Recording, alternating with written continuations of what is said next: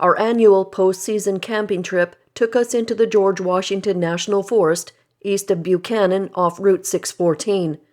The campground sat in the North Creek area, a few miles down Solitude Road, with a 3-sided wooden shelter raised about 3 feet above the ground.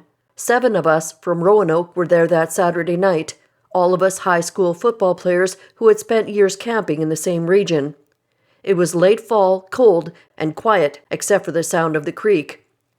We had built a big fire in the open side of the shelter and turned in around 11:30. All 7 sleeping bags were lined up across the back wall, heads toward the rear, feet toward the fire. Sometime around midnight, I woke to a strong, sour smell drifting through the shelter. It hit me first, and then the sense that something else was in the structure made me fully alert. I looked toward the fire, and that's when I saw the silhouette. Something tall was standing between us and the flames. The fire behind it made the shape clear. A large upright figure, easily around 7 feet tall, covered head to toe in thick hair. The shoulders were wide and the outline of the arms hung long at its sides. I couldn't see its face at all because the fire was directly behind it, but the shape and size were unmistakable. This was not a person and not an animal I knew.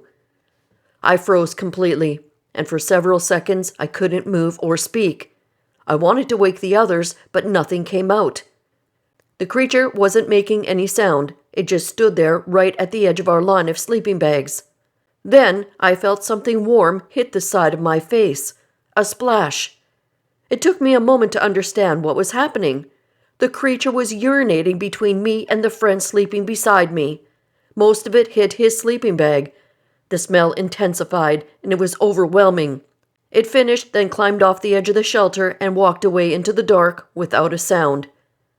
When it moved off, control returned to me. My friend beside me woke up seconds later, yelling that someone had peed on him. He was angry and confused, convinced one of us had done it.